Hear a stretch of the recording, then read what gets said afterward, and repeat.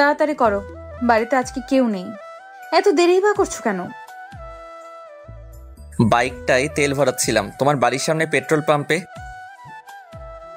আচ্ছা তাড়াতাড়ি এসো। অতঃপর ফোনটা ডিসকানেক্ট করে বিছানার পাশে রেখে সাকিবের পছন্দের ড্রেস পরে নিল মিলি। 3 মাস আগে এক সোশ্যাল সাইটে আলাপ হয় তাদের। সাকিবের ফটোগ্রাফি দেখে মিলি মুগ্ধ হয়েছিল তার প্রতি, আর তাই পেজের ইনবক্সে মেসেজ করে সাকিবের সাথে কথা বলার আগ্রহ প্রকাশ করেছিল মিলি। সাকিবকে নিয়ে নিজের কিছু ছবি তোলাতে চাই সে। সাকিব তাই কথা বলেছিল তার সাথে। প্রথম দিন কথা বলার পরে মিলি জানিয়েছিল সে সাকিবের হার্ট ফ্রেন্ড। প্রথমে যথেষ্ট অবাক হয়েছিল সাকিব। ফ্যান হওয়ার মতো কি এমন করেছিল সে বুঝতে পারছিল না। তবুও মিলির তার প্রতি পাগলামি তাকে আকৃষ্ট করেছিল মিলির প্রতি। সাকিব তাই লোহার ন্যায় মিলি নামক চুম্বকের দিকে আকর্ষিত হচ্ছিল একটু করে। সাকিবের পছন্দের নারী দৃষ্টির মতো হুবহু ছিল মিলি। সাকিবের ফর্সা মেয়ে একেবারেই অপছন্দ ছিল, কারণ ফর্সা মেয়েরা সব বেশ্যা টাইপের হয়। শুধু ফর্সা নয়, সুমুখশ্রী মেয়েও তার পছন্দ নয়। আর তাই মডেলের ফটোগ্রাফি করলেও আদেও তাদের ঘৃণার চোখে দেখে। যদিও বা একসময় সাকিবের পছন্দ ছিল ফর্সা লম্বা স্টাইলিশ মেয়ে, তখন সে গুণের আগে দর্শনকেই প্রাধান্য দিত। তাই একটা সময় নিশির সাথে সম্পর্কে জড়িয়েছিল সে। নিশির মোহময়ী রূপে পাগল হয়েছিল সে ভীষণভাবে। নিশিকে ঘিরেই ছিল তার পুরো পৃথিবী, কিন্তু নিশি উচ্চাকাঙ্ক্ষাই ছিল তাদের সম্পর্কের ভাঙনের কারণ। নিশি ছিল একজন পেশাদারী মডেল। সে তার রূপের সম্পূর্ণ ব্যবহার করে সামনে এগোতে চাইত। ফটোগ্রাফার হওয়া সত্ত্বেও সাকিব তা মেনে নিতে পারেনি। ফলে সাকিবের কানে প্রায়ই আসতো বিভিন্ন ধনী ব্যক্তির সাথে নিশি ডেটিংয়ের খবর। মানতে পারত না সাকিব, তাই তাদের সম্পর্কের মধ্যে প্রায়ই অশান্তি লেগে থাকতো। একদিন তো সাকিবকে তার এক হোটেল ম্যানেজার বন্ধু জানিয়েছিল নিশি এক মেগা বাজেট সিনেমায় সুযোগের জন্য প্রযোজকের সাথে রুম শেয়ার করেছিল। তাই সেদিন বাড়ি ফেরার সময় সাকিব এই বিষয়টা নিয়ে নিশির সাথে জিজ্ঞেস করল। অকপট স্বীকারোক্তিতে সে স্বীকার করে সব। মিথ্যা বলা পছন্দ নয় নিশির। যে কাজ করে সে লজ্জিত নয়, সেই কাজ সে লুকাবে কেন? অতএব সবকিছু স্বীকার করে সাকিবের কাছে ক্ষমা চেয়েছিল নিশি। নিশি তাকে এটাও জানিয়েছিল তার কোনো ইচ্ছাই ছিল না, কাস্টিং কাউসে নাম লেখার কোনো ইচ্ছেই ছিল না, কিন্তু অভিনেত্রী হওয়ার স্বপ্নের কাছে তার শরীর তুচ্ছ মনে হয়েছে। আর তাই নিজের উচ্চাকাঙ্ক্ষা সফল করতে সে নিজের শরীরটা বিলিয়ে দিয়েছিল প্রযোজকের সামনে। কারণ সে চায়নি তার থেকে কম প্রভাবশালী এই কাজ করে সুযোগটা কেড়ে নিক তার কাছ থেকে। সে আসলে বিমর্ষ হয়েছিল অডিশনে রিজেক্ট হতে হতে। সত্যি শোনার সাহস ছিল না সেদিন সাকিবের। নিজের ভালোবাসার মানুষকে অন্যের বিছানায় কিভাবে সহ্য করবে সাকিব? নিশি কিভাবে পারল তার বিশ্বাস নষ্ট করতে? কিভাবে পেরেছিল বিশ্বাসঘাতকতা করতে? সে বুঝতে পারছিল না তার এবং নিশির সম্পর্কের থেকে কিভাবে নিশির কাছে উচ্চাকাঙ্ক্ষায় বড় হতে পারে। নিশি বারবার ক্ষমা চেয়েছিল সাকিবের কাছে। সাকিবের পা ধরে কেঁদেছিল মেয়েটি পাগলের মতো। কিন্তু সাকিব বুঝতে চায়নি তার কথাগুলো। কিভাবেই বা বুঝবে? তার কাছে তো কোনো বিশ্বাসঘাতকের কোনো দাম নেই। ভালোবাসার ভাগ যে কাউকে দেওয়া যায় না। ভালোবাসার মানুষটা পুরো অধিকার যে তারই। তাই উত্তেজিত হয়েছিল সেদিন, নিজেকে নিয়ন্ত্রণ করতে পারেনি। তাই নিশির গায়ে হাত তুলেছিল সেদিন। বেল্ট দিয়ে পাগলের মতো মেরেছিল নিশিকে। সেদিন থেকে নিশিরও মনে হতে থাকে সাকিব তার উন্নতির পথে অনেক বড় বাধা। তাই পরের দিনই সে সাকিবকে জানিয়েছিল তাদের সম্পর্ক ভাঙতেই হবে। সেদিন থেকেই ফর্সা সুন্দর নারী তার চোখে বেশ্যার সমান। সে ফর্সা সুন্দর নারী মূর্তির চরম ঘৃণা করে। ঘৃণা হওয়াটাই স্বাভাবিক ছিল। তাই নিজের পছন্দের নারী মূর্তির ক্রাইটেরিয়া পরিবর্তন করে সে তার বন্ধু মহলে প্রায় বলতো, ফর্সা মেয়ে মানে চরিত্রহীনা, বুঝলি? শালীরা নিজের রূপ কাজে লাগিয়ে যা খুশি তা করে বেড়ায়। ফর্সা মানে বেশ্যা। মিলির বাহ্যিক গঠন ছিল নিশির উল্টো। নিশির মতো মোহনীয় রূপ ছিল না তার, বরং তার গায়ের রং শ্যামবর্ণের তুলনায় অনেক বেশি চাপা ছিল। তার শারীরিক গঠনও নিশির মতো ওয়েল মেনটেন ছিল না, বরং ছিল অনেকটা ঢিলে ঢালা। 34 সাইজের কোমরের অধিকারিণী সে। তাই সাকিবের তার প্রতি জন্মেছিল বিশ্বাস। তাই সে নিজেই মিলিকে দিয়েছিল প্রপোজাল। সাকিবের মতো সুদর্শন পুরুষের কাছ থেকে প্রপোজাল পেয়ে ফেরায়নি মিলি। সে বারবারই চাইতো তার প্রেমিক হোক ভীষণ রকম হ্যান্ডসাম, সে তাকে ভীষণ রকম সুখ দিতে পারবে। কারণ তার বিশ্বাস হ্যান্ডসাম ছাড়া তাকে কেউ সুখ এনে দিতে পারবে না। মিলির কাছে প্রেম মানে শরীর সুখটাই বুঝত। তার মতে শরীর সুখ না হলে সম্পর্ক টেকে না। তার বান্ধবীদেরও বলতো সে। তাই তার এক বান্ধবী রেগে তাকে বলেছিল, হ্যাঁ রে মিলি, তোর মাথায় কি সেক্স ছাড়া আর কিচ্ছু ঢোকে না? সেক্স ছাড়াও ভালোবাসা হয়। শারীরিক সম্পর্কটা হলো ভালোবাসা একটা অংশ মাত্র, কিন্তু সম্পর্ক নয়। যারা এটাকে সম্পর্ক ভাবে তাদের শেষ পরিণতি দেখবার মতন হয়। মিলি হেসে উত্তর দিল, তাহলে শারীরিক সুখ না দিতে পারলে ডিভোর্স হয় কেন? তার সেই বান্ধবী তার এহেন মনোভাব দেখে তার সাথে সম্পর্ক সব ত্যাগ করে চলে যায়। তার মনে হয়েছিল মিলির মানসিক সমস্যা আছে। তার মতে মিলি হয়তোবা তার ভবিষ্যৎ জীবনে বাধা হয়ে দাঁড়াতে পারে। মিলিকে সে অনেকবার বোঝাতে চেয়েছে, কিন্তু মিলি বুঝতে চায় না। আর তাই সাকিবের সাথে সম্পর্কে আসার আগে একাধিক শারীরিক সম্পর্কে লিপ্ত হয়েছিল সে একই কারণে সম্পর্ক সৃষ্টির 2 মাসের মধ্যে সাকিবকে এক প্রকার জোর করেই বাধ্য করেছিল ফাঁকা বাড়িতে তার সাথে সহবাস করতে।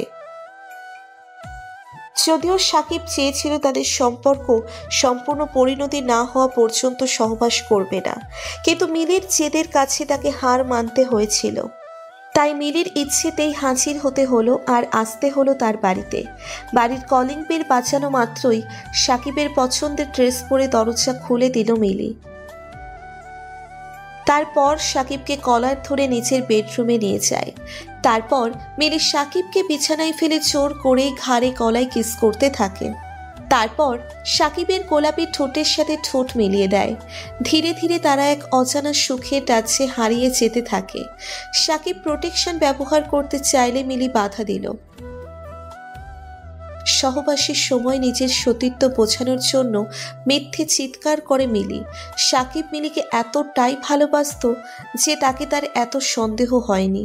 মিলি পরিবারের সবাই 3 দিনের জন্য বাহিরে গেছে, আর সুদীপ্ত তার পরিবারে বলেছিল সে তার ফটোগ্রাফির একটা প্রজেক্ট নিয়ে বাহিরে যাচ্ছে 3 দিনের জন্য। আর তাই কেউ সন্দেহ করেনি। এই 3 দিন তারা খুব ঘনিষ্ঠ মুহূর্ত কাটিয়েছিল। প্রতিটা মুহূর্তে তারা মেতে উঠেছিল এক অজানা শিহরণে। সাকিবের সাথে শারীরিক উন্মাদনায় প্রতিদিনই মেতে উঠেছিল মিলি। সাকিব যেন তাকে পাগল করে দিয়েছিল। এর আগে কোনো পুরুষ তাকে এতটা তৃপ্তি দিতে পারেনি। যদিও বা সাকিবের পাশাপাশি অনেকের সাথে শারীরিক সম্পর্কে মেতে উঠেছিল সে। অনেকজনকে তো আবার সাকিবের সাথে বেস্ট ফ্রেন্ড, এমনকি দাদা হিসেবেও পরিচয় করিয়ে দিয়েছিল। সাকিব যেহেতু সব সম্পর্ককে সমানভাবে সম্মান করত, তাই সে সন্দেহ করেনি। 3 দিন পর মিলির বাড়ির লোক ফিরে আসার আগেই সাকিব বাড়ি ফিরে এসেছিল। সাকিবকে ছাড়া সে প্রায় পাগল হয়ে যায়। তাকে ছাড়া এক মুহূর্তও থাকতে পারে না। প্রায় তারা সময় কাটাতো বিভিন্ন হোটেলে। আজ প্রায় 7 মাস তাদের সম্পর্কের। হঠাৎ একদিন রাতে প্রচণ্ড উৎকণ্ঠা নিয়ে মিলি সাকিবকে ফোন দিয়ে বলল, সাকিব, আমার পিরিয়ড স্কিপ করে গিয়েছিল 3 মাস, তাই প্রেগন্যান্সি টেস্ট কিট দিয়ে পরীক্ষা করায় পজিটিভ এসেছে রিপোর্ট। আরও নিশ্চিত হতে আমি ক্লিনিকে গিয়ে টেস্ট করেছিলাম, রিপোর্টে পজিটিভ এসেছে। কি করব আমি সমাজে মুখ দেখাতে পারবো না। এত দেরি হয়ে গিয়েছে যে অ্যাবর্শন করতে পারবো না। তাছাড়া দেশে করোনার কারণে পরিস্থিতিও অস্বাভাবিক। সাকিবের সাথে কান্নায় ভেঙে পড়েছিল মিলি। সে এই কমাসে ভালো করেই চিনতে পেরেছিল সাকিবকে। সাকিব যে কতটা ইমোশনাল সে ভালো করেই জানতো। সে এটাও ভালো করে জানতো সাকিবের মতো কেউ তার জীবনে না আসলে কারণ সাকিবের মতো এতখানি বিশ্বাস তাকে কেউ করবে না। মিলির কথায় সাকিবের মনে লাড্ডু ফুটতেছিল। সে অনেক খুশি হয়েছিল। সাকিব তার কথা শুনে হেসে বলেছিল, আরে পাগলি, অ্যাবর্শন করতে কে বলেছে? ও আমাদের ভালোবাসার চিহ্ন, তাকে যে পৃথিবীতে আনতেই হবে। মিলি জানতো সাকিব এই কথাই বলবে, কারণ সে জানতো সাকিব খুব ইমোশনাল। এজন্য মিথ্যে প্রেগনেন্টের কথা বলে ইমোশনাল করে তোলে। আর তাই শুভ দিনক্ষণ দেখে বিবাহ বন্ধনে জড়ালো তারা। সোশ্যাল মিডিয়াতে সাকিব তাদের ছবি আপলোড করে উপরে ক্যাপশন করে লিখল, বাহ্যিক সৌন্দর্য নয়, মনের সৌন্দর্যই মনুষ্যত্বের পরিচয়। সাকিবের বিয়ের ছবি দেখে চোখ ভিজল নিশির। সে বিশ্বাস করতে পারছিল না সাকিব অন্যজনের সাথে সম্পর্কে জড়ালো। সে জানতো সাকিব তাকে ঘৃণা করে, তবে এত বেশি সেটা জানতো না। কেন আজ সম্পর্ক সে জেনেও অন্য কারো হতে দেখে চোখ ভিজল? তবে কি সে সাকিবকে এখনো ভালোবাসে? এসব ভাবতে ভাবতেই নিশি মেকআপ করা মুখ পেয়ে দুফোঁটা চোখের জল গড়িয়ে পড়ল। সে নিজেকে প্রশ্ন করল, আজকে আমি সাকিবের পাশে দাঁড়াতে পারতাম না? এত বৈভবের খ্যাতি থেকেও কি আমি সেই সুখ পাই, যে সুখ সাকিবের সাথে 1 BHK ফ্ল্যাটে মুখে মাথা রেখে ঘুমালে পেতাম? আজ এত পরপুরুষের হার্ট থ্রো হয়েও কি সেই আনন্দটা হয় যেটা সাকিবের ছোট্ট একটা প্রশংসায় পেতাম? তার মনের মণিকৌঠো থেকে উত্তর আসে না। সে বুঝতে পারে উচ্চাকাঙ্ক্ষা চরিতার্থ করতে গিয়ে সাকিবের বিশ্বাস ভাঙাটা তার ভুল ছিল। হয়তো ভুল নয়, তীব্র অন্যায় হয়েছে, যা ক্ষমার অযোগ্য। কিন্তু কি আর করার, সাকিব আজ অন্য কারোর। তাকে ফিরে পাওয়ার রাস্তাও আজ থেকে বন্ধ। কারণ সে নিজের উচ্চাকাঙ্ক্ষার কাছে বিসর্জন দিয়েছিল নিজের ভালোবাসাকে। সে পারেনি সাকিবের সেই প্রথম দিনের ভার্জিন গার্ল হয়ে থাকতে। সাকিব কি এমন চেয়েছিল তার কাছে যে সে দিতে পারেনি? না, সে দিতে পারত, কিন্তু নিজের উচ্চাকাঙ্ক্ষার কাছে তা হারিয়ে ফেলেছে। নিশির মেকআপ করতে দেরি হচ্ছে দেখে নিশির ক্রো আর্টিস্ট মিম আসে তার কাছে। নিশির এই রঙিন সুসজ্জিত গ্ল্যামার দুনিয়ার একমাত্র বান্ধবী হচ্ছে মিম। নিশির চোখে জল দেখে সে জিজ্ঞাসা করল, কি হলো নিশি? আর কত বছর নিজের পাপের প্রায়শ্চিত্ত করবি তুই? অতীতটাকে ভুলে যা প্লিজ। সাকিব তো তোকে মনেও করে না, তবে তুই কেন নিজেকে কষ্ট দিচ্ছিস? নিশি একটা দীর্ঘশ্বাস ফেলে বলে, কিভাবে মনে করবে? ভুলটা তো আমারই, ওর না। জানিস, বুঝতে পারিনি যশ ছাড়া বেঁচে থাকা গেলেও ভালোবাসা ছাড়া যায় না। আজ তাই সাকিবের বিয়ে দেখেও নিজেকে ঠিক রাখতে পারছি না। বারবার মনে পড়ে যাচ্ছে ওর সাথে কাটানোর সময়গুলো। বিয়ে হয়ে গেছে এত তাড়াতাড়ি? কি বলিস? নিশি সোশ্যাল মিডিয়া থেকে সাকিবের বিয়ের ছবিটা বের করে মিমের হাতে দিতেই মিম হেসে উঠল। বলতে লাগলো, এই মেয়েকে বিয়ে করার ছিল তো তোকে কি সমস্যা ছিল? এ তো পাক্কা খেলোয়াড়। থাক, আর বললাম না, মুখে গালাগালি আসছে। রমজান মাসে গালাগালি করা ঠিক না। নিশি চোখের জল মুছে অবাক হয়ে মিমের দিকে তাকিয়ে জিজ্ঞেস করল, মানে? তোর মনে আছে নিশি, আমি আমার কাকার ছেলের গল্প বলেছিলাম যে সুইসাইড করেছিল? হ্যাঁ।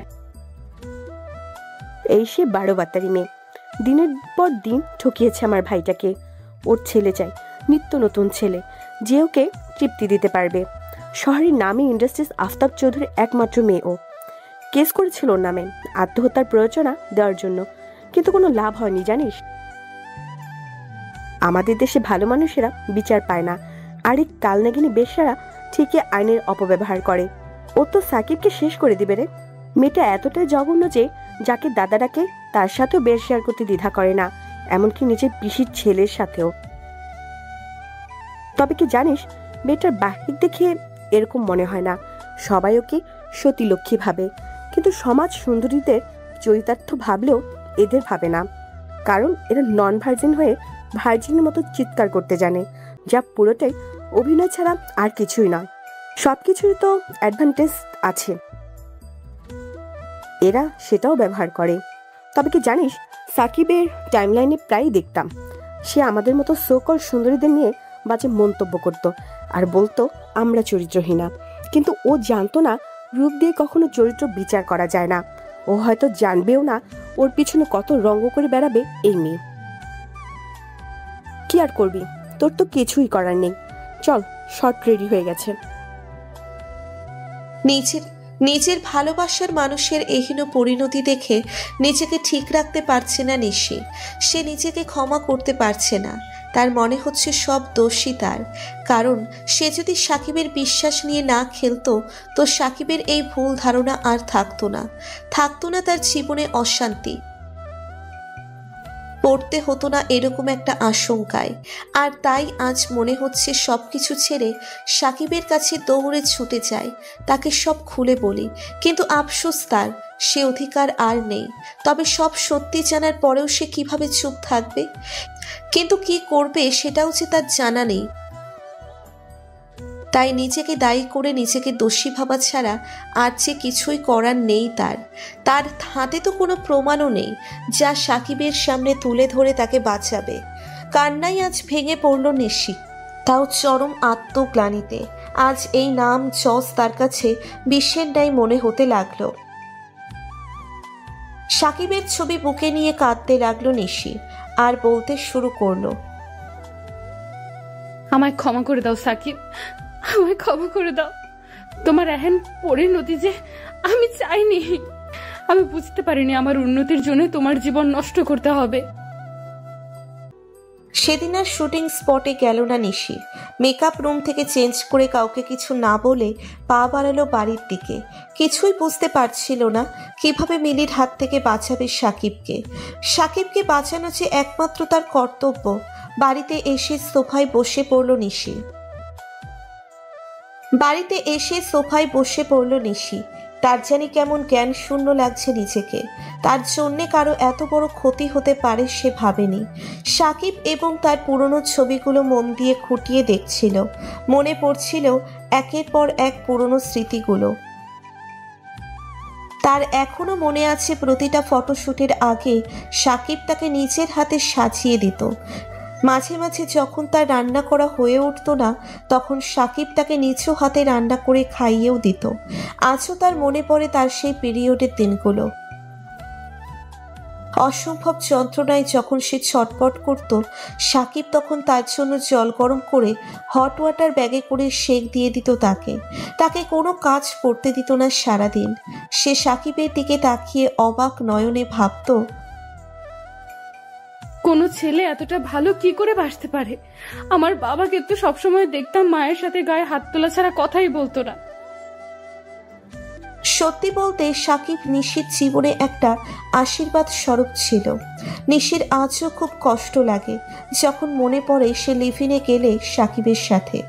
নিশির মা যখন সদ্য মারা গিয়েছেন তখন নিশির বাবা মিঠুন আহমেদ কিছুদিন পরেই বাড়িতে নিয়ে আসেন 18 বছর বয়স্ক মডেল রক্ষিতা অহনাক। নিজের চোখের সামনে নিজের বাবার এহেন নোংরামি মেনে নিতে পারছিল না নিশি। দমবন্ধ হয়ে আসছিল তার প্রতিটা মুহূর্তে। এরকমই একটা মুহূর্তে আত্মহত্যার পথ বেছে নিয়েছিল নিশি। ঠিক করে দিয়েছিল আজই শেষ করে দিবে সব। স্টেশনে গিয়ে বসেছিল অনেকক্ষণ। ট্রেনের সামনে ঝাঁপ দেওয়া ছাড়া আর কেই বা করার ছিল তার। সে ঝাঁপ দিতেই যাচ্ছিল, কিন্তু হঠাৎ পার্সে রাখা ফোনটা বেজে ওঠায় সে সম্বিত ফিরে পায়। কারণ তখন তার ক্লাসমেট সাকিব ফোন করেছিল। নিশিও মনে মনে তাকে পছন্দ করত। তার পার্সোনালিটি, অ্যাটিটিউড সবকিছুই নিশির কাছে ভালো লাগতো। শুধু ক্লাসমেট বললে ভুল হবে, কারণ সাকিব ও নিশিকে আরো বেশি কিছু মনে করত। সাকিব হঠাৎ নিশিকে বলে বসল, I am in a love with you lot. I love you, Nishi. I love you so much. সেদিন সাকিবের বলা কথাগুলো নিশিকে নতুন করে বাঁচার অনুপ্রেরণা জুগিয়েছিল। সেদিন নিশি খুঁজে পেয়েছিল বাঁচার তীব্র আকাঙ্ক্ষা।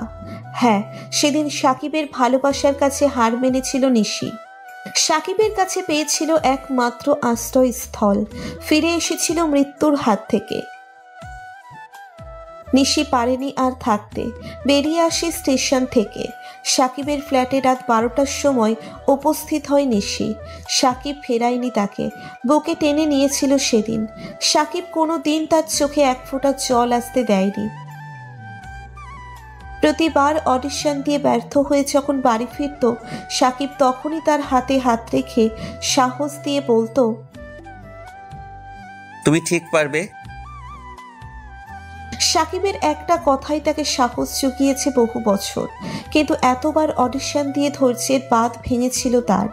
প্রতিবারই সে দেখতো তার চেয়ে কম মূল্যের কেউ চান্স পেয়ে যাচ্ছে শরীরের মূল্যে। তাই সে আর কোনো কিছুই না ভেবে রাজি হয়ে গিয়েছিল প্রযোজকের সাথে হোটেলের রুমে যেতে। আর সেই দিনটার জন্যই আজ সে ক্ষমা করতে পারেনি নিজেকে। সাকিবকে তারপরেই সে হারায় চিরতরে। পুরনো স্মৃতিগুলো ভাবতে ভাবতে সোফায় ঘুমিয়ে পড়ে নিশি। হঠাৎ ফোনটা বেজে ওঠে। তার ডিরেক্টর নীল ফোন করেছে তাকে। এক রাশ বিরক্তি নিয়ে ফোনটা রিসিভ করলো। হ্যালো। ওপাশ থেকে নীল ধরা গলায় বলতে লাগলো, তুমি একটু দেখা করতে পারবে? নিশি খুব ভালো করেই জানে নীল তাকে খুব পছন্দ করে। সেই পছন্দ সহকর্মী আর বন্ধুর চেয়ে অনেকটা বেশি।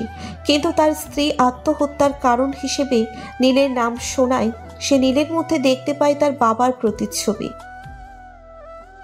তাই নীলকে একেবারেই পছন্দ করে না সে। তাই নীলের প্রশ্নের উত্তরে ভদ্রতার সাথে জানালো, আজকে পারবো না। আসলে সাকিবের ব্যাপারই ছিল, তোমার সমস্যা থাকলে তোমার বাড়িতে আসছি। সাকিবের ব্যাপারে কথা বলবে তাই নিশি আর নিষেধ করেনি। নিশি বসতে দিল। বাড়িতে আসার পর নীলকে বসতে দিল নিশি। নীল তার দিকে তাকিয়ে বলল, নিশি, আজকে মিমা আমাকে সাকিবের বিয়ের ছবি দেখে বলল তোমার শুটিংয়ে না আসার কারণ। তোমার উপর একটু রাগ হয়েছিল, একইভাবে সাকিবের উপর প্রচন্ড রাগ হয়েছিল, কারণ এই সিনেমাটা বহুকাল ধরে ঝুলছে। আমি যেহেতু সাকিবকে আরো আগে থেকে ব্যক্তিগতভাবে চিনতাম, তাই সাকিবকে মেসেজ করে বলতে চেয়েছিলাম সে যেন তোমাকে ব্লক করে। কিন্তু ওর প্রোফাইল অন করতেই আমি মিলি নামের একটা মেয়ের ছবি দেখি। মনে আছে আমি তোমায় বলেছিলাম আমার স্ত্রী আত্মহত্যা করেছিল? নীল চোখটা রুমাল দিয়ে মুছে বলল, এই মিলির বেস্ট ফ্রেন্ডই ছিল আমার বউ। আমার বউয়ের নাম ছিল নীলাঞ্জনা। 12 বছরের সম্পর্ক পরিণতি পেয়েছিল আমাদের দুজনের সম্মতিতে। আমরা দুজন দুজনকে পাগলের মতো ভালোবাসতাম। আমার সব কয়টা শুটিং স্পটে থাকতো নীলাঞ্জনা। ও যেন আমার জীবনের চরম ইন্সপিরেশন ছিল। একদিন নীলাঞ্জনাই আমাকে মিলির সাথে পরিচয় করিয়ে দেয়। বলেছিল মিলি ওর বন্ধু নয়, ওর বোন। শুনে খুশি হয়েছিলাম। জানো, নীলাঞ্জনাকে কেউ ভালোবাসলে আমার খুব ভালো লাগতো, আর তাই মাঝে মাঝে মিলির সাথে হাই হ্যালো করতাম। একদিন আমার এক শুটিং স্পটের বাইরে মিলির সাথে দেখা হয় আমার। ওর গাড়ি খারাপ হয় লং ড্রাইভে এসে। আমি ওকে ওর বাড়ি অব্দি লিফট দেই। ওর বাড়িতে এসে বসতে দিয়েছিল আমাকে। ফর্মালিটির জন্য সেটাও করি। মিলে চলে যায় ঘরের ভেতরে। এক অদ্ভুত রকমের খোলামেলা ড্রেস পরে আসে আমার সামনে। তার আকার ইঙ্গিতে আমি বুঝে গেলাম সে কি করতে চায়, কিন্তু ততক্ষণে অনেক দেরি হয়ে যায়। সে আমার পাশে এসে বসে। তার অতি স্বল্প পোশাক আমার অস্বস্তির কারণ হয়ে দাঁড়ায়। আমি তাই তার দেওয়ার কোল্ড ড্রিঙ্কসটা খেয়ে তার বাড়ি থেকে বের হতে চেয়েছিলাম, কিন্তু মাথা ঘুরে পড়ে যায়। তারপর কি হয়েছে আমার মনে নেই। ঘুম থেকে উঠে বাড়ি ফিরে আসি, কিন্তু শরীরটা প্রচন্ড দুর্বল লাগছিল। বাড়ি ফেরার পর নীলাঞ্জনাকে শরীর ক্লান্ত লাগার কথা জানালে কড়া করে 1 কাপ চা করে দেয়, কিন্তু তাও ক্লান্তি মেটে না। সেদিন ক্লান্তির কারণে ঘুমের সাগরে হারিয়ে গিয়েছিলাম। কিন্তু পরের দিনে মিলে আমাকে কিছু খারাপ ভিডিও MMS করে পাঠায়, যেখানে আমি তার সাথে সুখের সাগরে ভাসছিলাম। তারপর থেকে সে প্রায় আমাকে দিয়ে তার চাহিদা মেটাতো আর বলতো ভিডিওটি ইন্টারনেটে ছাড়িয়ে দেবে। নীলাঞ্জনাকে সাহস করে কিছু বলতে পারিনি, আর তাই অনিচ্ছাকৃতভাবে প্রতিদিনই তার সাথে বেড শেয়ার করতে হতো। ধীরে ধীরে নিজের উপর ঘৃণা জন্মেছিল, তাই একদিন শুটিংয়ের নাম করে তার কাছে যায়নি। ভেবেছিলাম আমার কোনো দোষ নেই, আমি কেন সহ্য করব, কিন্তু বাড়িতে এসে দেখলাম আমার নীলাঞ্জনা ঘুমের ওষুধ খেয়ে চির শান্তির ঘুমে ঘুমাচ্ছে। সুসাইড নোটে লিখেছিল মিলের সাথে আমার অবৈধ সম্পর্ক নাকি তার মৃত্যুর জন্য দায়ী। প্রিয়জনের আঘাত সহ্য করতে পারেনি আমার নীলাঞ্জনা। মিলের পুলিশের সাথে অবৈধ সম্পর্ক করে জেল থেকে বের হয়ে যায়, কিন্তু আমি ছেলে হওয়ায় তা পারিনি। তবে যদি পুলিশ সিনিয়র মেয়ে হতো তাহলে আমিও চেষ্টা করতাম। বিনা দোষে সব হারালাম আমি। সাকিবও আমাকে ঘৃণা করতে লাগলো, কারণ সে নীলাঞ্জনার খুড়তুতো ভাই হতো। মিলিকে ও চিনত না, কিন্তু আমার চিনত খুব ভালো করে। কান্নায় ভেঙে পড়ল নীল। মিলির সত্যি শুনে হতভম্ব নিশিও। সে বুঝতে পারছিল না এত কিছু কেউ কি করে হতে পারে, কিভাবেই বা কেউ নিজের বেস্ট ফ্রেন্ডের ঘর ভাঙতে পারে। নিশি স্তম্ভিত হয়ে গেল। নীল তাকে বিদায় জানিয়ে চলে গেল। নীল চলে আসার পর নিশি পাপ বোধ বেড়ে গেল আরো কয়েক গুণ। আজ তার কেরিয়ার মনে হচ্ছে গলার ফাঁসির মতো। মনে হচ্ছে সব ছেড়ে কোথাও পালিয়ে যেতে। খুব ইচ্ছে করছে সাকিবকে জড়িয়ে ধরতে, তার বুকে মুখ লুকিয়ে কাঁদতে ইচ্ছে করছে, কিন্তু সাকিবকে যে জড়িয়ে ধরার অধিকার সে হারিয়ে ফেলেছে। আজ অনেকক্ষণ হয়েছে মিলি বাথরুমে দরজা বন্ধ। সাকিবও তাকে বিরক্ত করেনি। মিলির আসল রূপ ধরা পড়েছে সাকিবের সামনে। সাকিব জানতে পেরেছে মিলি তাকে ফাঁসিয়ে বিয়ে করেছে, কারণ মিলি কোনো দিন অন্তঃসত্ত্বা ছিলই না। সাকিব মর্মাহত হয়েছিল মিলির এহেন মিথ্যা সম্পর্ক দেখে। নিশিকে হারিয়ে মিলিকে আঁকড়ে ধরে সে বাঁচতে চেয়েছিল, কিন্তু মিলি যে তার সাথে প্রতারণা করবে কখনোই সে ভাবতে পারেনি। শুধু মিলির এরকম মিথ্যের সম্পর্ক দেখে সে বলেছিল, মিলি, এই মিথ্যের ঠিক কি দরকার ছিল? মিলি কোনো উত্তর দেয়নি। কোনো অপরাধ বোধও তার আচরণে পরিলক্ষিত হয়নি। সাকিব শুধু অবাক হয়েছিল তার এরকম আচরণে। কিছুদিন পর সাকিব তার এক বন্ধুর কাছ থেকে জানতে পারে মিলি কল্ট বয় হায়ার করতে খুব ভালোবাসে। সাকিবের যে মডেল বন্ধুটি তাকে এই তথ্যটি দিয়েছিল, সে নিজেও পোর্টফোলিওর টাকা জোগাড় করার জন্য কল্ট বয়ের কাজ করে। সাকিব প্রথমে বিশ্বাস করতে চায়নি, কারণ তার কাছে মিলি ছিল লক্ষ্মী মন্ত্রার স্বরূপ। সাকিবের হিসেবে ফর্সা সুন্দর মুখশ্রী, সুন্দর শারীরিক গঠন বিশিষ্ট মেয়ে মাত্রই চরিত্রহীনা, কিন্তু মিলির মতো মেয়েরাও যে চরিত্রহীনা হয়, তারাও যে সেক্স অ্যাডিক্টেড হয় তা ভাবতে পারেনি। চোখ দিয়ে জল পড়ছে তার। নির্বাক হয়ে দাঁড়িয়ে আছে, নির্বাক দর্শকের মতো। সে বুঝতে পারছিল না কি সত্য কি মিথ্যা। তার চোখের সামনে ভেসে উঠছিল নিশির মুখখানা। তার সাথে প্রতারণা করার কারণবশত নিশির চোখে মুখে অনুতাপ ছিল প্রায়শ্চিত্ত করার চেষ্টা। তার প্রতারণার কারণ ছিল তার হতাশার বহিঃপ্রকাশ। কিন্তু মিলি দিনের পর দিন তাকে ঠকিয়ে যাওয়া সত্ত্বেও তার কোনো অনুতাপ নেই। বরং সাকিব সব সত্যি জানার পর সে সাকিবকে পাত্তা না দিয়ে খেয়াল খুশি মতো ছেলে নিয়ে আসে বাড়িতে। এমনকি সাকিবের সামনেই পরপুরুষের সাথে উলঙ্গ অবস্থায় মেতে ওঠে নোংরা খেলায়। বিখ্যাত ইন্ডাস্ট্রিয়ালিস্টের মেয়ে হওয়ার দরুন সাকিব কোনো প্রতিবাদ করতে পারে না। সাকিবের প্রতিদিন তিলে তিলে মরতে থাকে। আজ তার কোথাও একটু মনের কোণে নিশির জন্য, নিশির সাথে কাটানো স্মৃতিগুলো উকি মেরে তাকে প্রশ্ন করে, নিশিকে কি ক্ষমা করা যেত না? ওর যে চোখে প্রবল অনুশোচনা ছিল। ঠিক তখনই মস্তিষ্ক তার সমস্ত চিন্তা ভাবনাকে বাধা দিয়ে বলে, নিশি কিন্তু প্রতারণাই করেছে। নিজের সাথে আজকাল দ্বন্দ্বে মেতে ওঠে সাকিব। মিলিকে আজ তার খুব অসহ্য লাগে। এই তো সেদিনের কথা, সাকিবের 16 বছর বয়সী মামার ছেলে তার বাসায়। ইচ্ছে ছিল ভাইয়ের মতো বড় মাপের ফটোগ্রাফার হবে, কিন্তু তা আর হলো কই। মিলি প্রথমে তাকে করার প্রস্তাব দিল।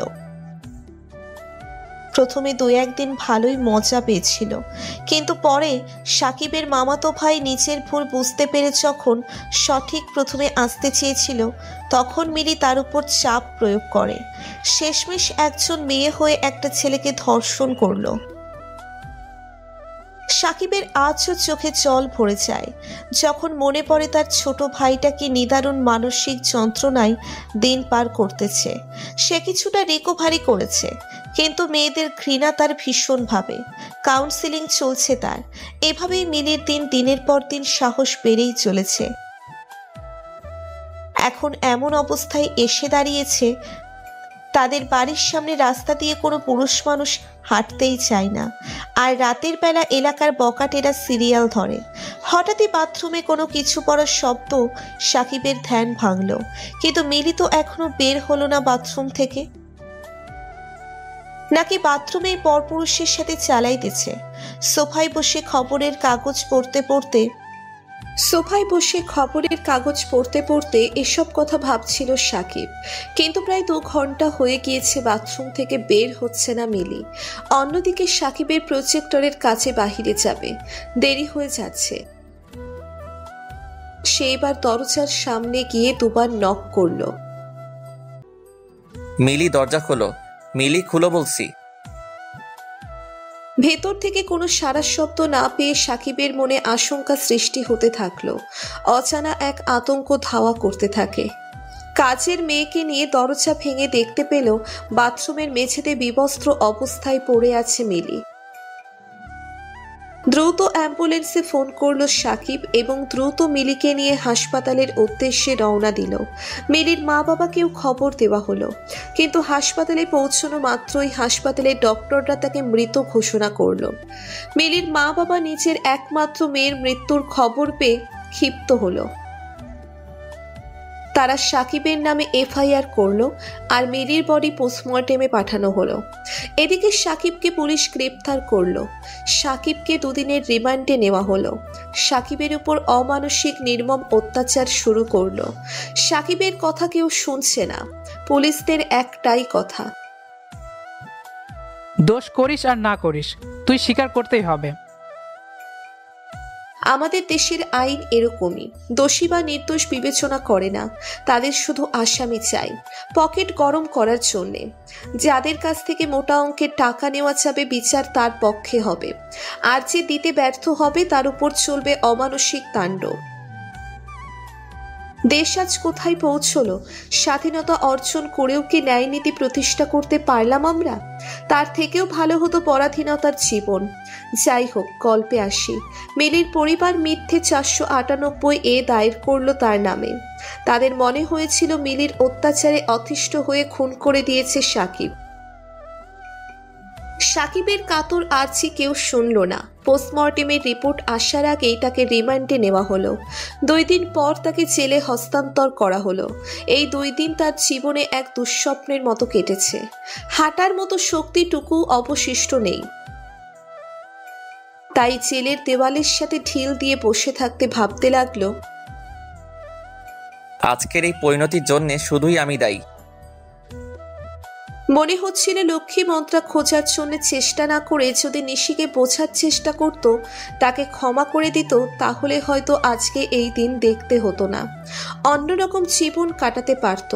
অকারণে এতখানি অপমানিত হতে হতো না তাকে। মিলি তাকে জীবিত অবস্থাতেও শান্তি দেয়নি, আর মরে গিয়ে তো বাঁচাটাই হারাম করে দিচ্ছে। নিজেই নিজেকে দোষারোপ করছে সাকিব। তার মাথায় একটা কথা বারবার কড়া নাড়ছিল। আনমনে বলতে লাগলো, মা ঠিকই বলতেন, সৌন্দর্য দিয়ে কখনো চরিত্র বিবেচনা করা যায় না। আসলেই তো, চরিত্রের সাথে রূপের কোনো সম্পর্ক নেই। দেখতে সুন্দর হলেই যে চরিত্রহীনা, আর দেখতে খারাপ হলেই যে চরিত্র ভালো, কিংবা দেখতে ভালো হলে যে চরিত্র খারাপ, অথবা দেখতে খারাপ হলে যে চরিত্র খারাপ। এই ধারণাগুলোই যে বোকা বোকা। কিন্তু এতগুলো প্রশ্নের মধ্যে একটা বিষয় তাকে খুব ভাবাচ্ছে। সেটা হলো মিলি কিভাবে মারা গেল। সে কি সুইসাইড করেছে নাকি হত্যা করা হয়েছে? রহস্যটা কি? তার মাথায় কিছুই ঢুকছে না, সব গলিয়ে যাচ্ছে। আজ একটা কথাই বড্ড মনে আঘাত হানছে।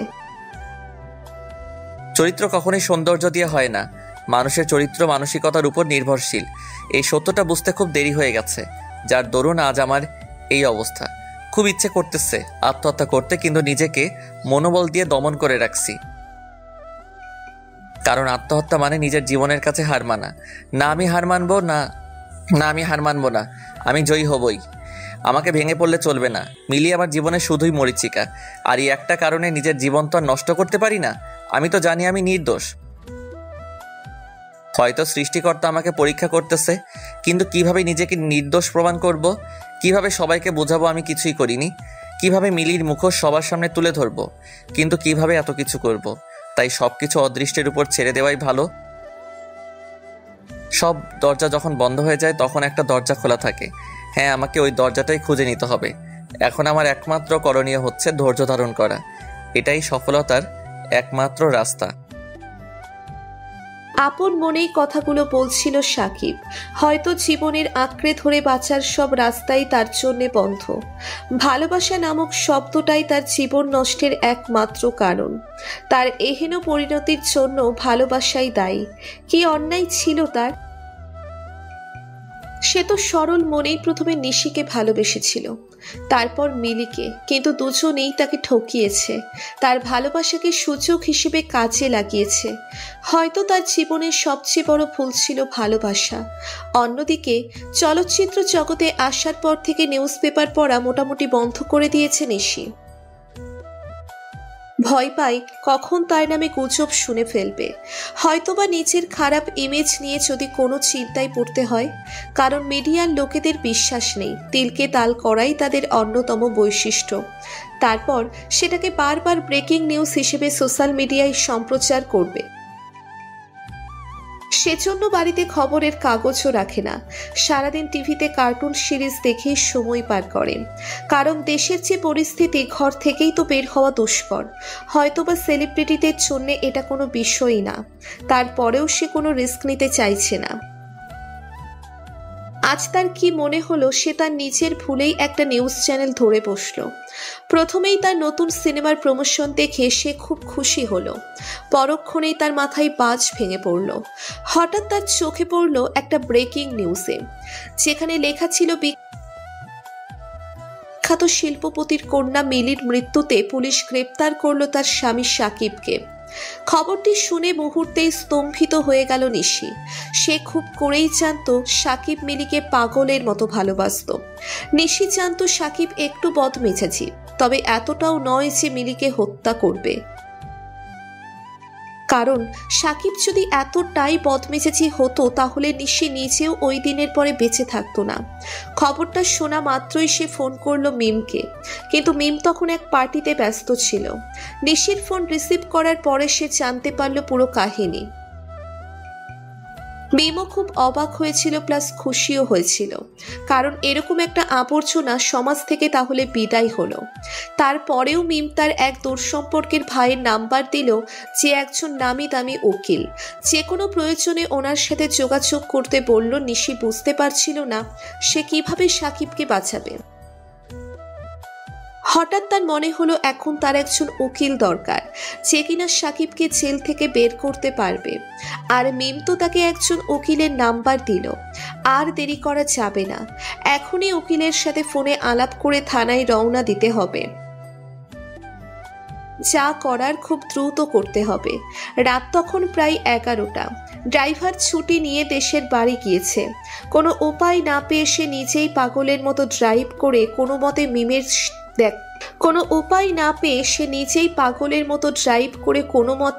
মিমের দেখানো সেই অফিসিয়াল লয়ারের কাছে গেল।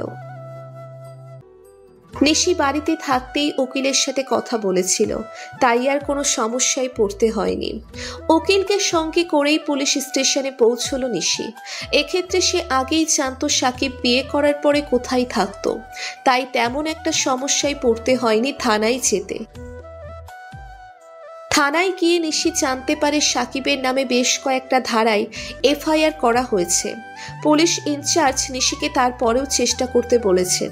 তিনি নিশির অনেক বড় ফ্যান, তাই নিশি নিজেই তার থানায় আসায় তার অবস্থা তো বুঝতেই পারছেন। হয়তোবা তিনি সাকিবকে ছেড়ে দিতেন, কিন্তু প্রশাসনের ভয়ে তার করলেন না। আইনের বিরুদ্ধে তিনি কিছু করতে না পারলেও তিনি জানালেন তিনি নিশির পাশে সর্বত্র থাকবেন। হঠাৎ করে নিশি অস্ফুট স্বরে বলতে লাগলো, ওসি সাহেব, আর কি কোনো রাস্তাই নেই সাকিবকে নির্দোষ প্রমাণ করার? ম্যাম, একটা রাস্তা আছে, সেটা হলো পোস্টমর্টেম রিপোর্ট, যেটা দ্বারা সত্যটা প্রমাণ করতে পারেন। কিন্তু পোস্টমর্টেম রিপোর্ট কবে আসবে? আপাতত আরো 3-4 দিন সময় লাগবে। এতদিন সাকিবকে এখানে রাখা যাবে না, যা করার খুব তাড়াতাড়ি করতে হবে। আমি বলি কি, কোনোভাবে জামিনের ব্যবস্থা করা যায় না? আচ্ছা নিশি, আমি বরং জামিনের জন্য কোর্টে আপিল করি, কি বলো? কোর্টে আপিল করে মনে হয় না তেমন একটা লাভ হবে মিস্টার মাহমুদ সাহেব, কারণ খুনের আসামিকে এত সহজে কোর্ট থেকে জামিন দিবে না। আচ্ছা উকিল সাহেব, আমরা তো চেষ্টা করতেই পারি। আপনি অ্যাপিলের ব্যবস্থা করুন ভাইয়া, যত টাকা লাগে আমি দেব। সব কিছু আর টাকা দিয়ে কেনা যায় না নিশি। কিছু কিছু জিনিস যেটা হয়তো একবার হারিয়ে গেলে হাজারবার চেষ্টা করলেও ফিরে পাওয়া যায় না। যাই হোক, আমি টাকার বিনিময়ে কাজ করি না, কারণ টাকা হচ্ছে হাতের ময়লা, এক হাতে আসবে অন্য হাতে খরচ হয়ে যাবে। কিন্তু একটা জিনিস আছে যেটা সারা জীবন মানুষের মনে থেকে যায়, সেটা হলো ভালোবাসা। আর আমি এই ভালোবাসার জন্যই কাজ করি, কারণ এই আইনের মারপ্যাচে পড়ে অনেক মা তার সন্তানকে হারিয়ে ফেলে, কেউ বা তাদের বেঁচে থাকার অবলম্বন হারিয়ে নিঃস্ব হয়ে পড়ে, কেউ হয়তো প্রিয়জনকে হারিয়ে সুইসাইড করতে বাধ্য হয়। আর আমি চাই না কোনো নির্দোষ ব্যক্তি তার প্রিয়জনের কাছ থেকে হারিয়ে যাক। তাই সততা ও নিষ্ঠার সাথে নিজের দায়িত্ব পালন করতে চাই, অসহায় মানুষের পাশে দাঁড়াতে চাই। জীবনের শেষ নিঃশ্বাস অবধি এটাই করব। আচ্ছা ভাইয়া, সরি, আসলে আমার মাথা ঠিক ছিল না। আপনি তো জানেনই আমার উপর দিয়ে কি যাচ্ছে। কিছু মনে করেন না, আপনি আপনার মতো করে করেন প্লিজ। আচ্ছা, আমি আজকে জামিনের জন্য কোর্টে আপিল করতেছি। তার আগে সাকিবকে কিছু জিজ্ঞেস করার আছে। তুমি কি আমার সাথে তার কাছে যাবে? আচ্ছা ঠিক আছে, আপনি যান, কিন্তু আমার বিষয়ে কিচ্ছু বলবেন না, কারণ আমি চাই না আমার এই মুখ নিয়ে তার সামনে যেতে, কারণ তার এই অবস্থার জন্য আমিই দায়ী। আচ্ছা ওসি সাহেব, আপনি আমার সাথে চলুন জেল কাস্টাডিতে। আর নিশি, তুমি বাড়ি চলে যাও, আমি তোমাকে ফোনে সব জানিয়ে দেব। সেদিন রাতে নিশি বাড়ি ঠিকই ফিরে এসেছিল, কিন্তু প্রতিটা মুহূর্ত তার কাছে ফাঁসির মতো মনে হচ্ছিল।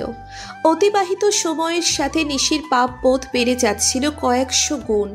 সব কিছুর জন্য কেবল নিজেকেই দোষী করছিল, নিজেকে খুব বড় মাপের অপরাধী মনে হচ্ছিল। আয়নার সামনে দাঁড়াতেই তার বিবেক এসে দাঁড়ালো তার সামনে। নিজেকে নিজেই কটাক্ষ করে বলতে লাগলো,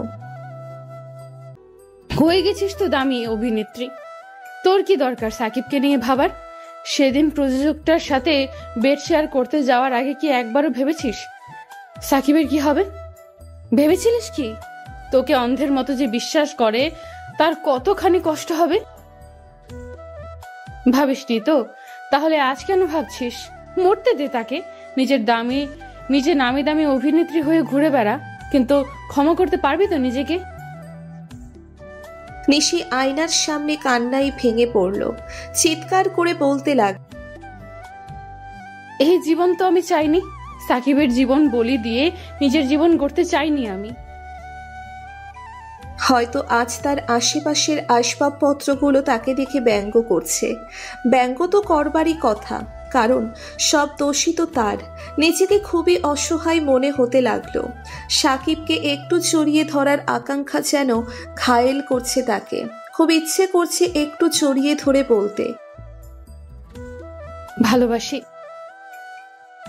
কিন্তু নিয়তি হয়তো এটা চাই না, তাই তো এখনো অবধি প্রায়শ্চিত্ত করার মতো সুযোগও তার আসেনি।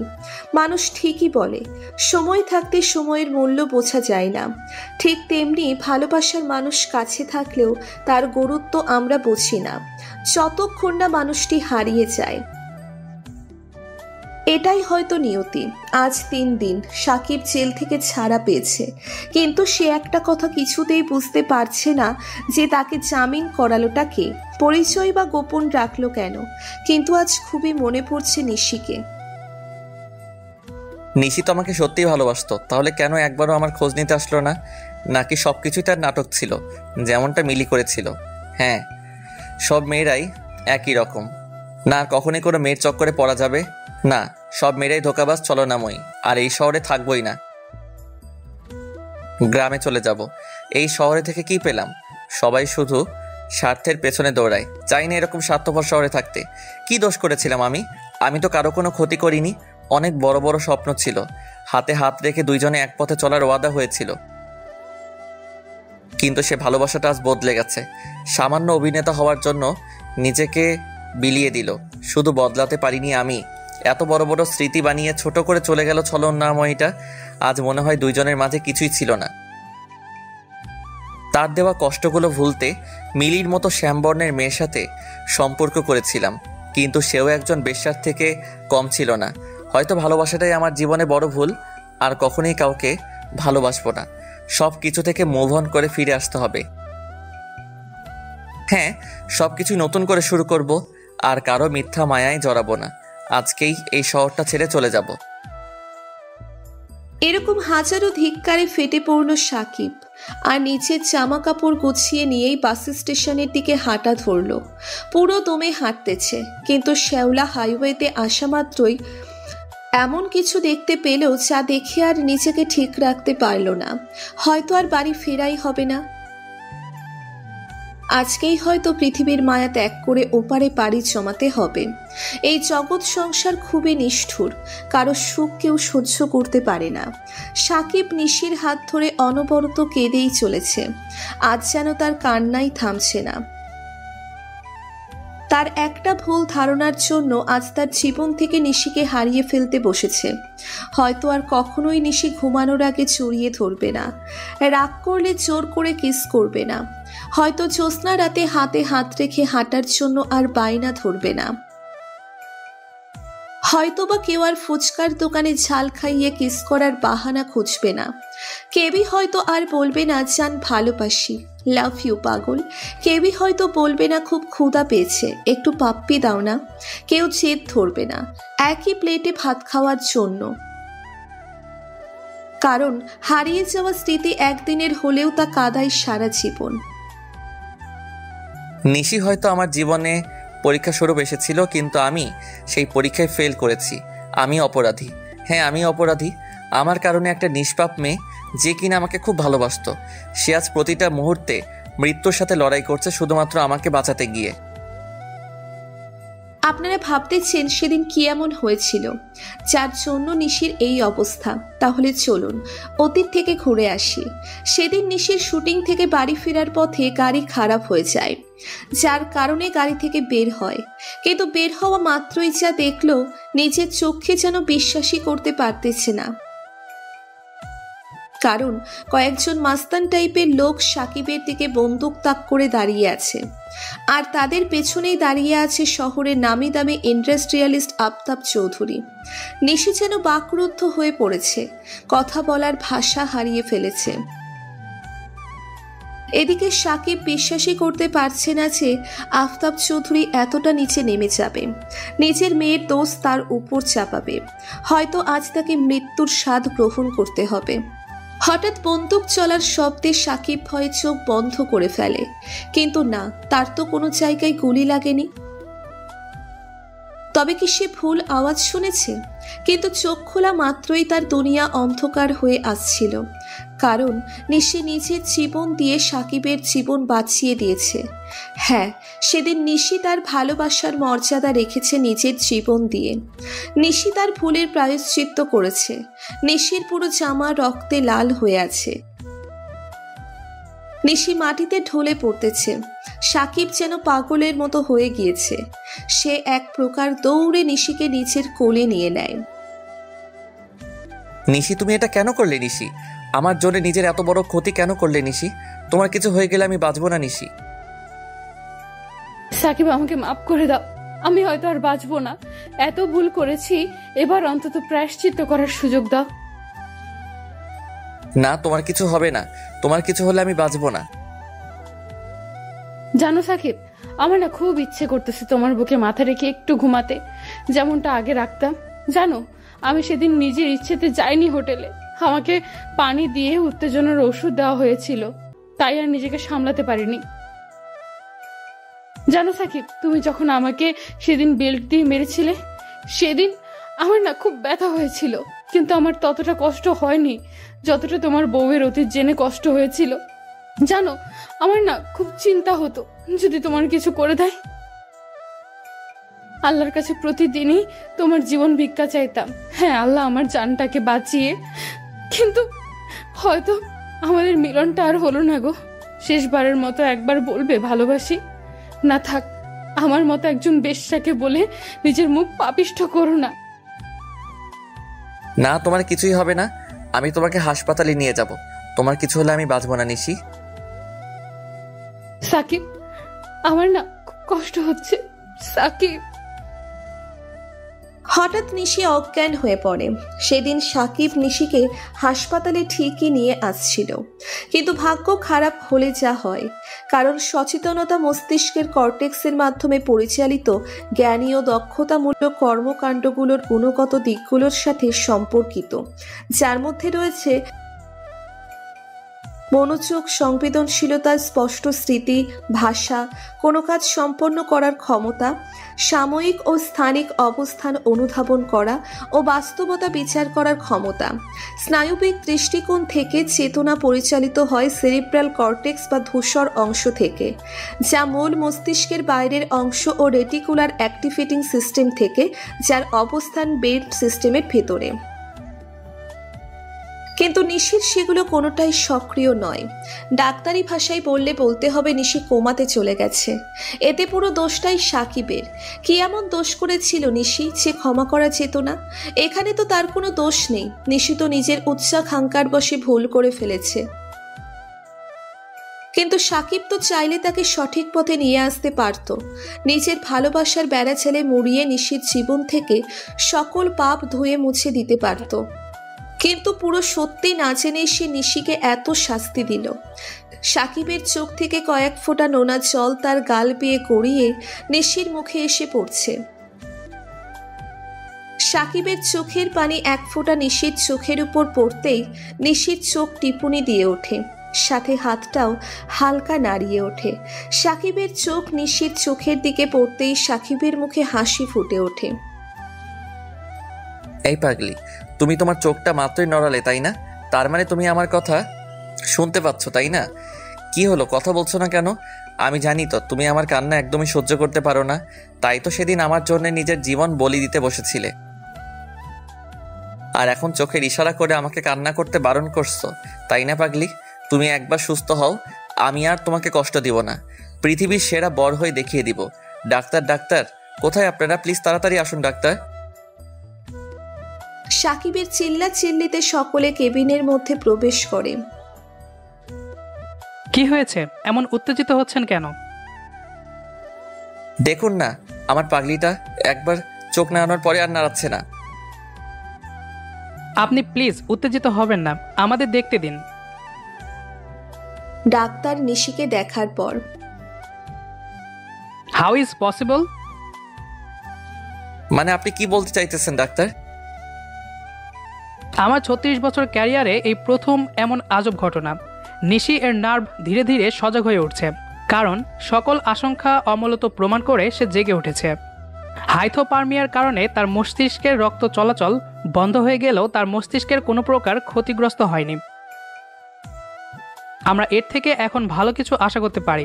মিস্টার সাকিব, আপনি বাইরে যান প্লিজ, আমরা শেষ চেষ্টাটুকু করি। সাকিবের মুখের ভাষা যেন হারিয়ে ফেলেছে। কি বলবে কিছুই ভেবে পাচ্ছে না।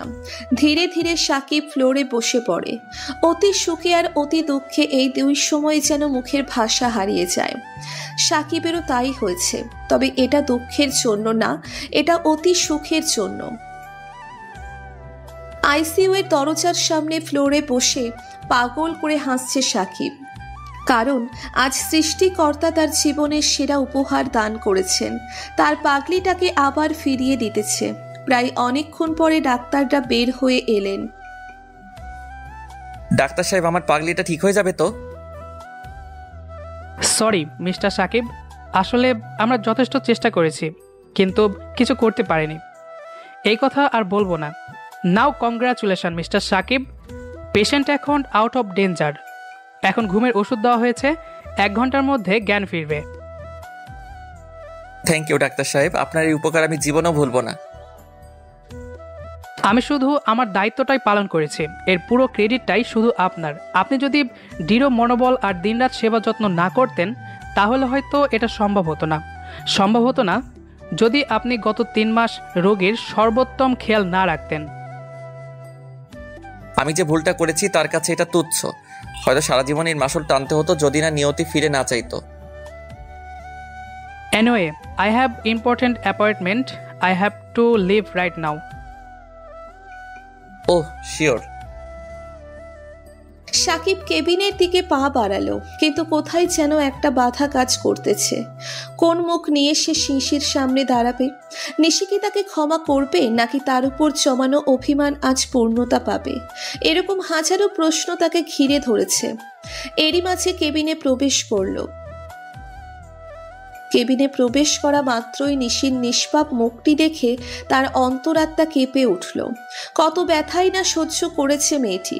যেখানে আজ তার থাকার কথা সেখানে আজ শুয়ে আছে নিশি। প্রকৃত ভালোবাসাগুলো মনে হয় এমনই, শত কষ্ট হলেও প্রিয়জনের জন্য নিজের শেষটুকু বিসর্জন দিতে সর্বদা প্রস্তুত। নিশির পাশে রাখা চেয়ারে বসে পড়ল সাকিব। নিশির মুখে ভালোবাসার পরশ এঁকে দেওয়ার লোভ সামলাতে না পেরে নিশির কপালে ভালোবাসার পরশ এঁকে দেয়। তারপর নিশির মায়াবী চেহারা মূর্তির দিকে এক নজরে চেয়ে রইল। নিশির মায়াবী চেহারা মূর্তির দিকে তাকিয়ে থাকতে থাকতে কখন সে ঘুমিয়ে গেছে নিজেই জানে না। ঘুমানোরই কথা, 3 মাস ধরেই তো অঘুমেই আছে। রাত পাহারায় দিন পার হতো তার, কারণ প্রতি রাতেই নিশির পাশে বসে থাকতো সাকিব। নিশি কখন চোখ খুলে তার দিকে তাকাবে? সম্ভবত চোখ খুলে কখনোই তাকাতো না। এভাবেই বিছানায় একদিন নিঃশেষ হয়ে যেত। নিয়তি যদি এটাই চাইতো। নিয়তি কখনোই কাউকে সম্পূরক করে না, কোনো না কোনো কমতি রাখবে। কিন্তু নিয়তি যে তাকে এত বড় সারপ্রাইজ দেবে সে কখনোই ভাবতে পারেনি। তার সবচেয়ে বড় কমতি আজ পূরণ করেই দিল।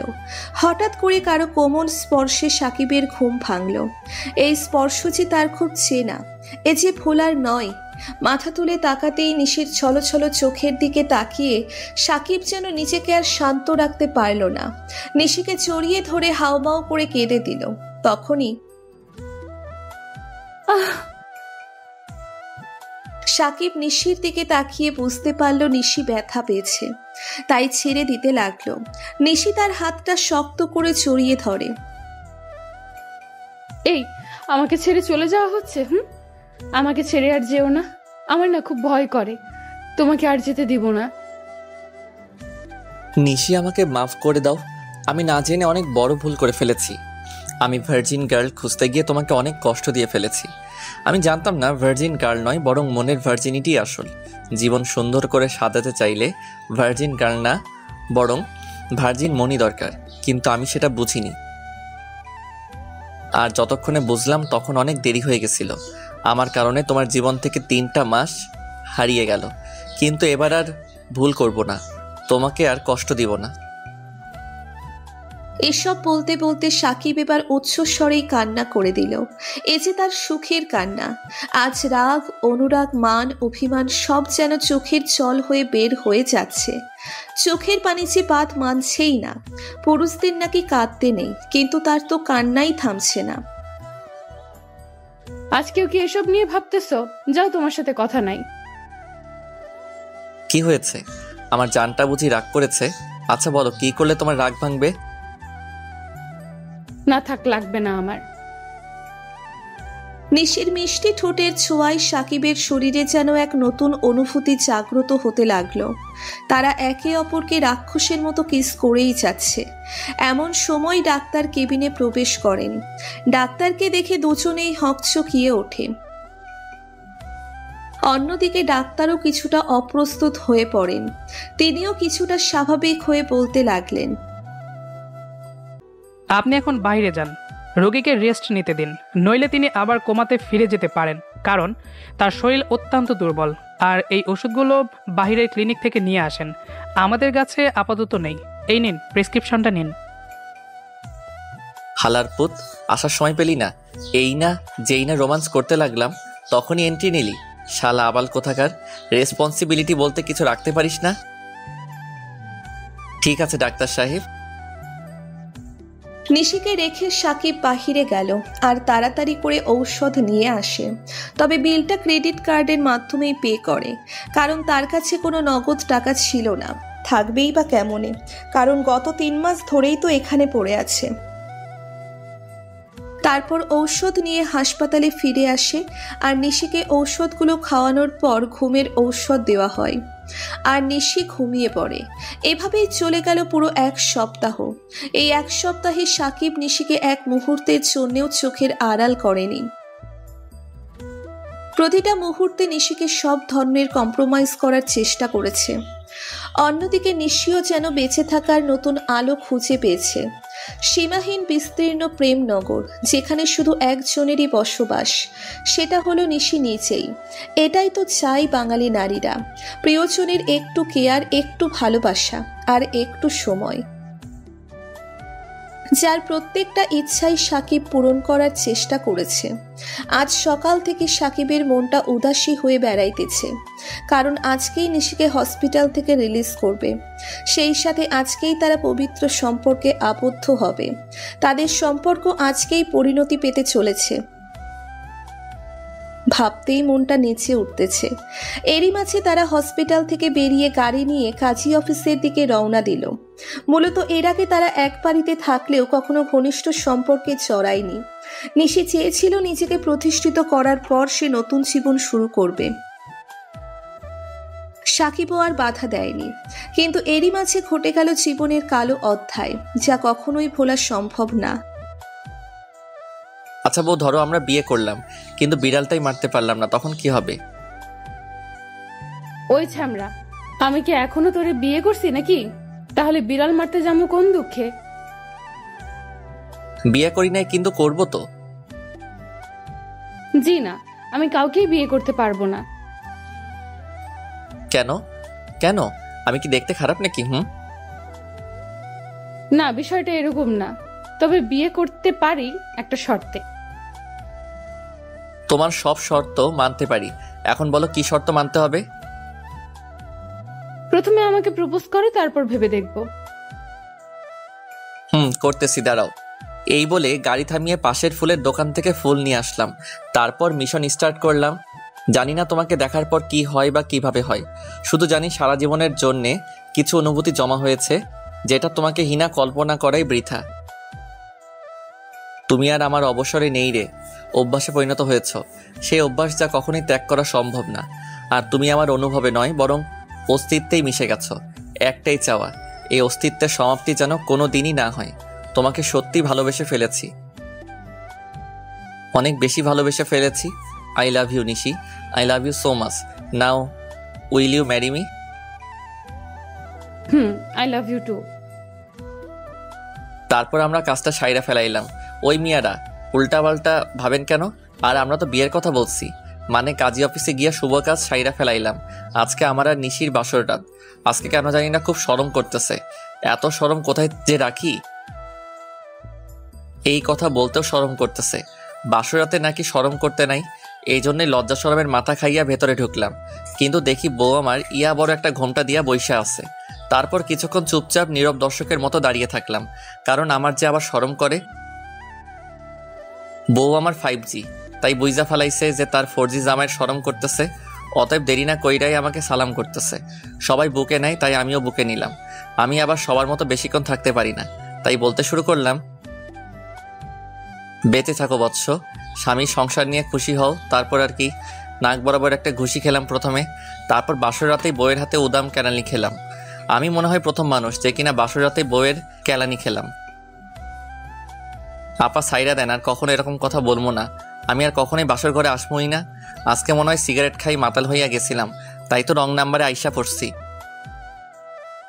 ওই, আমি তো রাপা লাগি, হ্যাঁ জম লাগি জম। আর সিগারেট খাই মাতাল হয় কেমনে?